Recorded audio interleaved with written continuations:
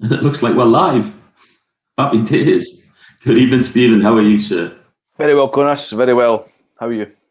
I'm not bad. I've just thought right this second that we should have some sort of thing planned for that bit where you just go live and everyone checks their phone and goes, oh, they're live now. So we can like just sit and talk for a bit and then say, look, we're actually live now. We can talk to you and have proper conversation and everything. I think we should have like paper and shuffle paper as if we're on the news. Not a bad idea, sir. Not a bad idea. I shall steal that for later. So, good evening, everyone. We hope you're settled in and joining us on this balmy Friday night from Aberdeen and Gateshead, respectively. We're here this evening, myself, Lee, Connor, and it's easy if you call me Connors, by the way, but I can't hear you, so it's okay. And my good friend, Mr. Stephen McConaughey, to that side of me. Me too. And we're here this evening just to go through a few drafts that came out the last outturn. Generally speaking, we're always open for some chat and comments. So if you have anything to say or any questions, by all means, post them in the comments. We've got our great friend, Mr. Andrew Park, sat in the background, just sorting out all the admin side of things so we can see everything. And the questions will come through. If we can answer them, we will. So how are you this evening, Stephen? Very well, like you say, balmy sort of weather, gearing up for the spring summer. So it'll no doubt snow in the next few days. Excellent. Well, aren't you like free now? You can go and like travel the country and everything. Yeah, but as long as you don't stay overnight, you can go anywhere within Scotland in the day. Nice. But distilleries aren't open until the 17th of May, I think. So can't go very far. Exciting. Mm-hmm. Well, yeah, gardens are open, and so are hairdressers, but obviously I'm not keen. As soon as they were all open, I was there. I was starting to get like a bit of a mullet at the back. Happy days. So we've got 2 drams each, everyone. We're just going to go through and have a little bit of a talk about them. I'm taking on the first of this evening. We've been supplied here personally with it's cask 135.31. Not 11 like it says on the little label. Yeah, it's 135.1. It was exclusive to April packages. It's at 59.9%, 11 years old. Distilled on the 9th of April 2009, and it's set in full bourbon. Now, 135 is a very interesting distillery. You don't want me to talk about 135 for very long, or you'll be bored senseless. Long story short, it's a Highland distillery just north of Glasgow, and as you've all probably worked out by now, it's Loch Lomond Distillery. The thing with Loch Lomond, why I like Loch Lomond so much is they are very much a distillery that doesn't count on one spirit type, which is the sort of traditional way of doing things. You know, it tends to be a kind of recipe or a style that's handed down through the sort of generations. It's not like that at Loch Lomond. They have a massive sort of range of different spirit styles that they make through different stills, different peat levels, and so on and so forth. And it's always very interesting to try something from Loch Lomond because you never really know what you're going to get. So what we have here is a non-peated version of Loch Lomond that would have been called Inch Fad back in the day, but they've chucked that idea out the window and they've kind of taken on a little bit of a campaign like ourselves where it all comes down to flavour, and they try and describe what the flavour is as opposed to worry about what distillery it comes from. And a day good whiskey's good whiskey. So first one of the night, always check out the colour first and just get used to it a little bit. Have a little bit of a sniff just to get your palate ready. This one's in the sweet, fruity and mellow flavour profile. And straight away you've got, well, for me, candy cane, green apples, a little bit of cinnamon, sweet scones, but there is like a kind of savoury thing happening at the end, a kind of salted, savoury, sort of short crust pastry thing happening. I'll just have a little taste. Well, straight away, much bigger on the fruit. Oranges, kind of chunky marmalade. get a little bit of kind of. I always start talking rubbish at this point because I think I'm more poetic than that, but I'm not. I'm just trying to describe what I'm tasting. But kind of like orange chewits with some sort of floral haze over the top of it.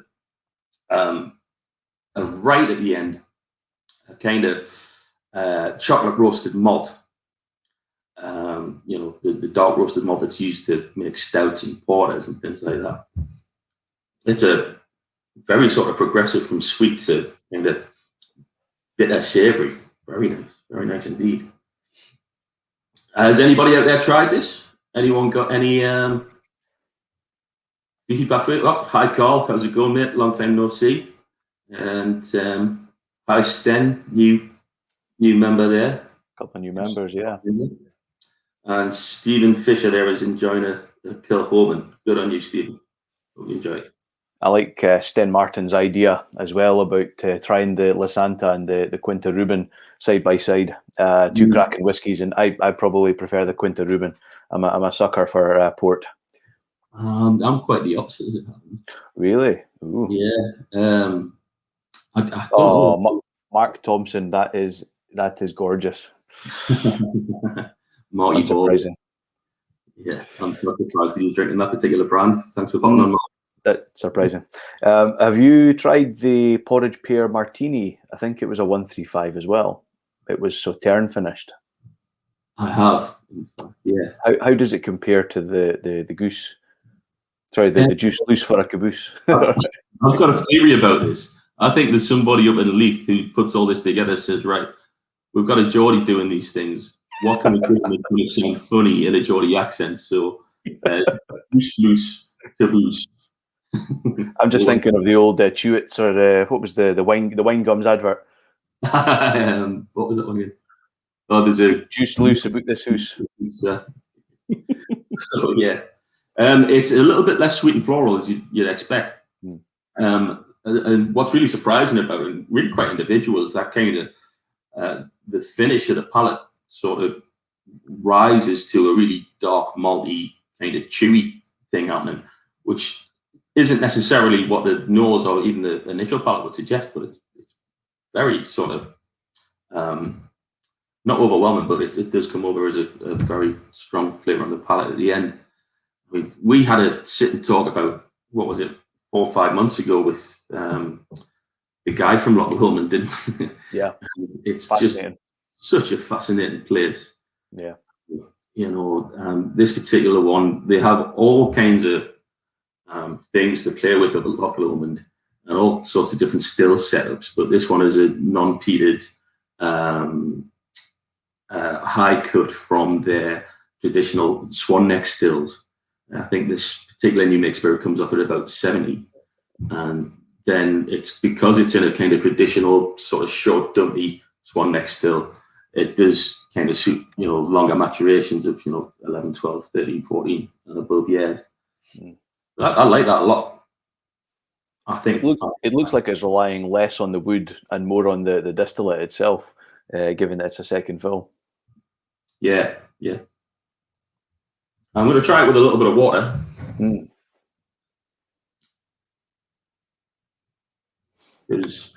As greetings from Indra Gordon.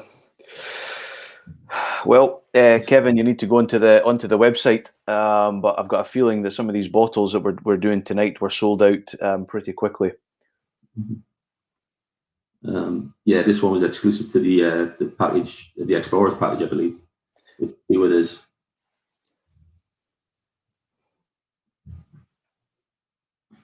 So I've added some water there, and what that does, I wouldn't say it enhances flavour so much with regards to the individual flavours, but it does kind of bring them all into a line a little bit more.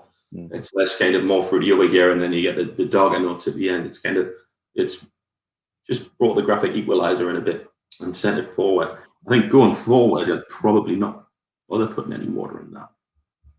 But hey, you don't have to believe me. Try it for yourselves, and you can tell me that I'm wrong or tell me that I'm right. Either way, we're all right or we're all wrong. But it doesn't matter. The joy of whiskey. There's no right or wrong answer. It's just opinions. So, Stephen, what do you have there, sir? So I've been sent the 28.54, which is a cheeky little spicy number from the Highland region called the Yellow Fairy. So unsurprisingly, it's a spicy and dry character. You get it more on the taste than on the nose.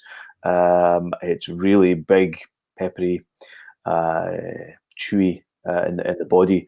But this is a first fill bourbon barrel as well. At 59.7% strength. I would have actually thought it was much higher up in the Highland region than where it actually is in Perth, Blackford more specifically. It's got more of that Highland spice that you expect further up, sort of much further up the A9 than where this is located. I read something interesting about this distillery as well, where it might have been only founded in 1949, but it actually has a history back 500 years on that exact same site, where the first recorded licensed sold beer was bought by King James IV of Scotland. Mm-hmm. Yeah, back in 1488. So it's might be new in terms of where the distillery was in 1949, but back in 1488, first recorded purchased beer. Wow. And the rest is now whiskey. It feels like we've been in lockdown since then. It does. Yeah. So if we look at the nose, if we look at the color, it's certainly and the legs as well, or the tears, whatever you call them, long, clinging, slow on the glass. And as I said, it falls into that spicy and dry category. And on the nose, you get that sort of dry zinginess, lemons, a little bit of custard cream lingering as well. And it's almost like you're wandering through a freshly cut barley field, sort of midsummer. It's just lovely cereal note to it. Mm. And then on the taste, this is where it just jumps out at you. I set it on the tongue for 5 to 10 seconds, but straight away it just goes right all over the mouth.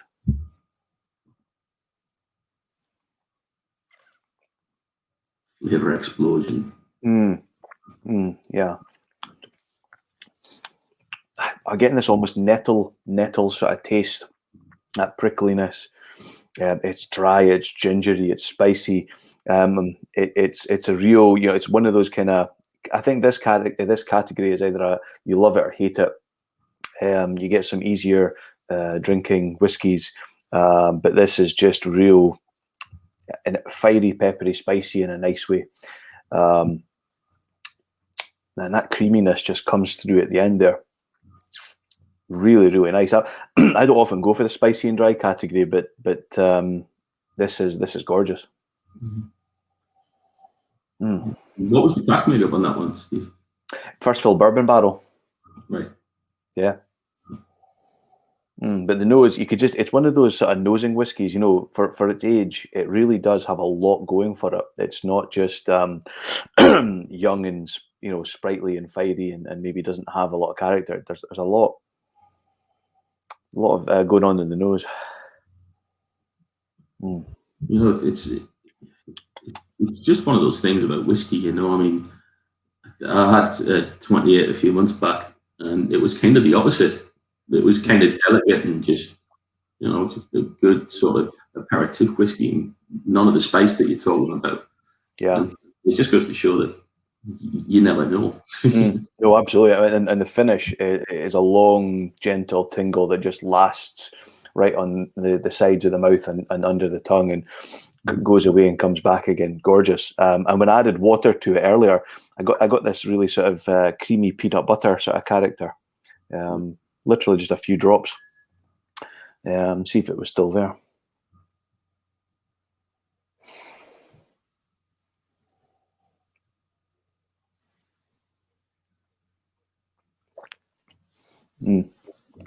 Yeah, still got that. For some reason, I was getting a creamy peanut butter with the spice mixed together. What do you think about pairing with that? Probably, if you're looking at chocolate, probably a dark chocolate, not a milk chocolate, like a dark chocolate with chili. That would complement it really, really well. You could go the opposite way and maybe just do something bland, but I think that the chocolate with the chili would work really well. Yeah. There's Mark. Yeah, he's talking about yeah, the spirit style shining. That's kind of. Yeah, I'd very much agree with him. Absolutely spot on there. It does, the first fill nature of the wood does impart massively on the whiskey, emphasising rather than hiding some characteristics of the young whiskey. And yeah, you can see that in the colour there. 8 years, as bourbon barrel goes, pretty spot on in terms of a first fill in terms of colour. Anyone else out in the universe of Facebook and YouTube tried this one? Fire us over. It's great for communication. Is somebody going to say something funny? I don't know, but Andrew's put something on the other group chat we maybe shouldn't. Something about the mouthfeel was very enjoyable. Indeed. But no, that's it does tame it down with the water on the nose, almost hides it. But certainly on the taste, it doesn't. I didn't think it needed it in the first place with that sort of strength. I'm kind of liking more hitting between the mid 50s, late 50s, rather than going up to the big punchy 60 and above, or the next one that I come to, which is 66.1. I'm kind of enjoying that. I don't know. I think there's more. We had a conversation in one of our staff trainings with the distilleries, and they were talking about having a lower fill of ABV, right? Actually, potentially bringing out more flavors in some cases, rather than having a higher fill. I thought that was an interesting conversation, and I'm kind of with the whiskey. I'm enjoying a little bit of a lower strength. Yeah, well, it's all about harmony. At the end of the day, you have the ingredients, you have the utensils, you just got to bring it together how people like it. And, if people don't like it, then you can try again. If people do like it, great, we'll do it again. Definitely. Kevin there, tried it before. It's the best way to get tasted. And I've checked your website, and there's one bottle left in stock. I would imagine that bottle, if it's not gone by the end of this, I might buy it myself by the end of the session. You just talk amongst yourselves. Well, funnily enough, I'm on talking about the next whiskey, so if I see you disappear and go very quiet, I'll know why. So you're the most famous shining light in Gateshead, I believe. The second most famous thing in Gateshead is going to be the Diamond League Athletics coming up in May. Did you know about that? I was aware of that, yes, down at Gateshead Stadium. I'm a patron of Gateshead Stadium quite often because that's where the mighty Gateshead Football Club pretend to play football. So, yeah. It'd be interesting if they've been conditioning to the weather, because it was meant to be in Rabat in Morocco, and it's now going to be in sunny Gateshead. So you just wonder how the conditioning training is going to be going. For those of you who've never visited Gateshead, if you just kind of imagine what a James Brown concert on a beach in the Bahamas would be like, that's kind of like what it is. I'm not sure I'll get done by the written standards of saying that, but yeah. Well, let's smoothly move on to the next whiskey then. So we're talking about exotic climate and nature, and this cheeky 66.1% strength. I'm still amazed how the strength is so high. I know we don't focus on strength in that, but I look at the bottle and I go, so it's 9 years old. The 107.22, and it's at 66.1. I thought the filling strength would have been 68 ish, but I mean the loss of, I would have thought they'd have lost more, so they must have filled it at a higher strength. Absolutely. But so yeah, this is a 9 years old from the deep rich and dried fruits category, which is probably one of my favorites. This and the other side, the oily and coastal, plus the peated and the heavily peated. And I don't really have that flavour profile. Don't like, to be honest. So 9 years old, Speyside region. It spent 5 years in Oloroso, but and then 4 years in a toasted butt. So you can see that in the color, just this real deep, rich amber mahogany type color. Yeah, and right up my street. It's very deceptive on the nose. Like, you don't think it's the strength that it is. So the distillery, again, like the last one, is actually quite a young distillery. It was only founded in 1967. Latterly sold off to Billy Walker and Chums, who kind of flipped and did what they did at their previous distillery, which is working remarkably well. I would have to say. I think this distillery is going from strength to strength, and will continue to do so. And certainly is a guilty pleasure favourite of mine. Yeah, I mean, for a lot of years, that particular distillery was kind of sort of not really looked at until Billy took over and just going wild with the maturation thing. I think they did a lot just putting into blends for Chivas, if I remember rightly. Yeah.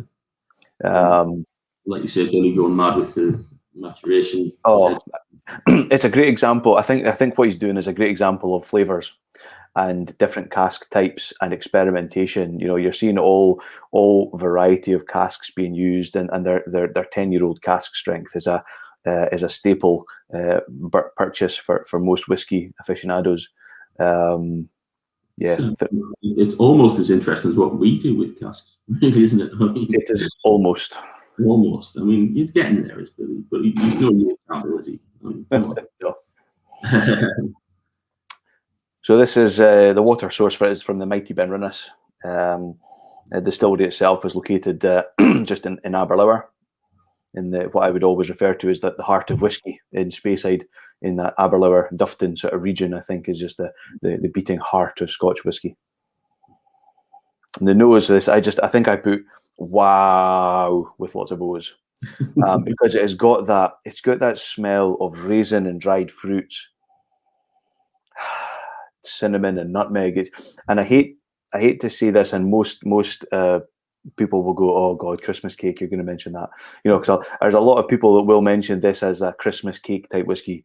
I'm sorry, I'm not going to apologise actually really for it, but it is. It's the smell of when you're making that Christmas pudding, and you've got that prunes and the figs and the dried fruits, and you know, on the taste, there's almost the brandy soaked dried fruits. It's just big and juicy. Yeah. Yeah, just get used to saying fruitcake in the future. Fruitcake in the winter. Or a seminal cake in April. Yes. As it's known. But that's just like I said, brandy soaked dried fruits, big, juicy, bursting with flavour. It's chewy. There's got a molasses sugar character to it. It's almost like a navy strength rum as well.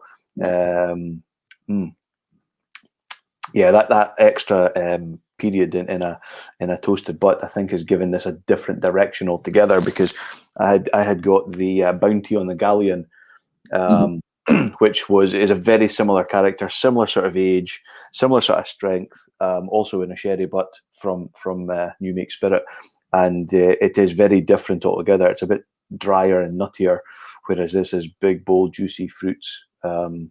Yeah, gorgeous.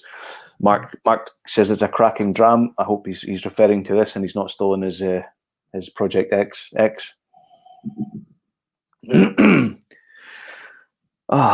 Yeah. Have you tried this one yet, Conas? I haven't. No. Sadly, sold out on the website. I think it's one of those distilleries, because there's such a low production of them done by us so far, only the 20-second bottling, and a following of this distillery growing quite considerably. I think it will. I think we'll see more of these and be very popular and sell out very quickly, as they have done. It was it's always been an underrated distillery. It's nice to see distilleries like that come good, sort of thing. You know, there were a few examples of that sort of thing happening, and it can only be a good thing, in my opinion. No, absolutely. A lot more may continue. Happy days. Yeah. So actually, I haven't added water to this yet. I was just about to mention that, wasn't Yeah. I seem to remember it was a bit more dark chocolate, bitter. Yeah. Oh, there's almost like an orangey nose there that I didn't pick up before.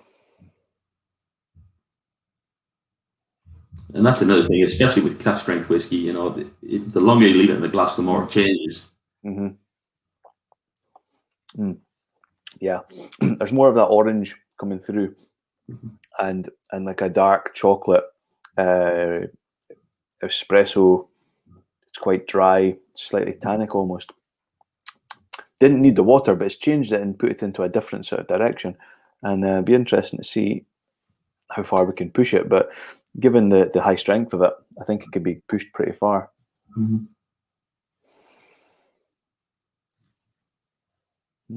That's another thing, you're talking about the strength of whiskies, and you know, maybe you get used to the sort of regular bottling strength down at sort of 46%, and kind of, you know, move on to more cask strength whiskey and stuff.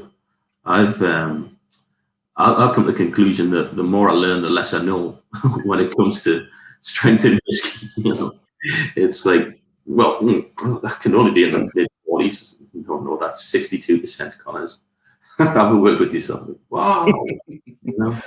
I think every day is a school day, and I think what we do is often product knowledge or quality control. Indeed. Makes you wonder how many fabulous distilleries do overlooks. Yeah, you're absolutely right. I could name a few. A few. 76 was one of the most famous ones for me. I think the sort of landscape in whiskey right now is very interesting, because traditionally you had distilleries that only existed to make whiskey for blend. Now the new distilleries that are popping up are kind of exclusively single malt their own stuff.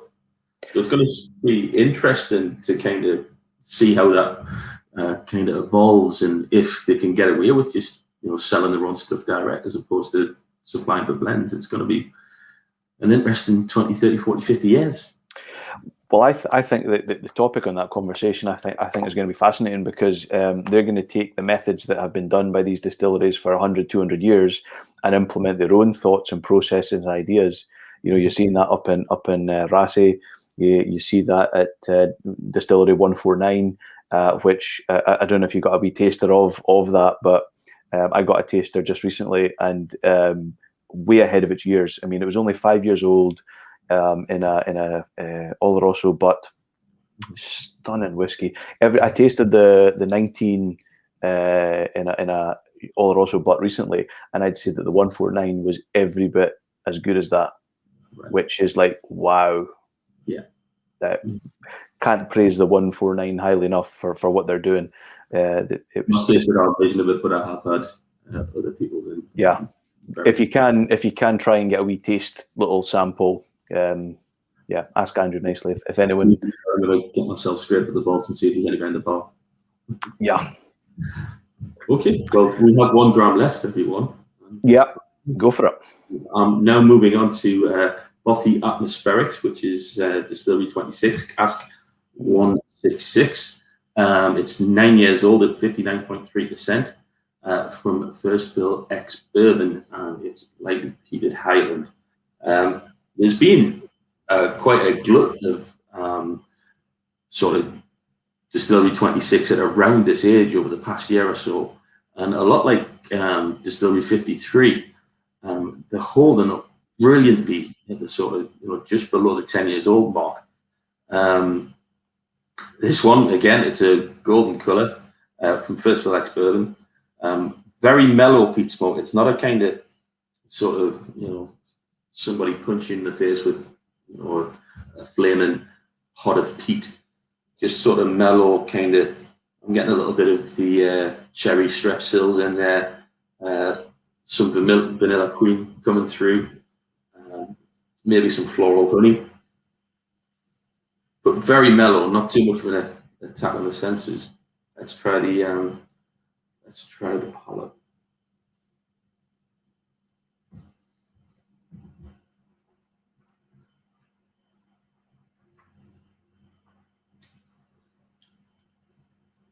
And again, as Steve was saying earlier, with his last drum there, all of a sudden, it kind of comes to life. Fisherman's Friends, I'm getting yet. I noticed that in the tasting notes on the bottle. I don't always agree with the tasting notes on the bottle, but in this case, I absolutely do. I'm getting a little bit of kind of that umami twiglets, sort of a marmite thing going on, but a lot of sort of zingy lemon bonbon, maybe even some green gauge in there. A lot of complexity in this. And a kind of a gauze sort of fire smoke thing happening here. Not overly sort of dependent on the peat side of things at all, but cracking little dram. Again, out of stock, which is. I would love to have tried this one because I love 26. I think it's such a great consistent distillery, and I've never seen one from this flavor profile that we've done. But it's funny you've not mentioned waxy lemons at any point, or sherbet dip, which is kind of characteristic of this distillery. Got a lemon in there, definitely got the lemon in there. But yeah. Like I mentioned there, there's 26 and 53 around about this age, just from bourbon. It's just great. There's no airs and graces, just bloody brilliant whiskey. It confuses me why everybody, thinks, oh yes, I must spend £500 on a, bottle of whiskey that's been aged for 37 years, and that means it'll be great. Not necessarily. I would advise that you try something a little bit more sort of affordable first, and then get into it. It's just an excellent example of how good whiskey can be at a relatively, not very, but relatively young age. Yeah. And these ones usually do kind of disappear quite quickly because 26 is such a sought after distillery. I was doing a little bit of research recently about this particular distillery, and it turns out that back in, I did write it down, back in, it was 1896, they found a still that was hidden somewhere on the grounds that they thought was the sort of reminiscent of the smugglers. The smugglers had hidden it somewhere. It was a copper still. And obviously, like any fine, upstanding pillar of the community would do, the distillery manager reported the fact that there was a still they didn't know about on the grounds, and the excise turned up, and they apparently give it to the Edinburgh Museum of Science and Art back then, so it could be kind of used as a piece for posterity. I wonder if it's still there. If anybody knows, message Marty T. Yeah. Yeah. Varnished church pews and dry lemons. Absolutely. There is a leathery thing going on there as well.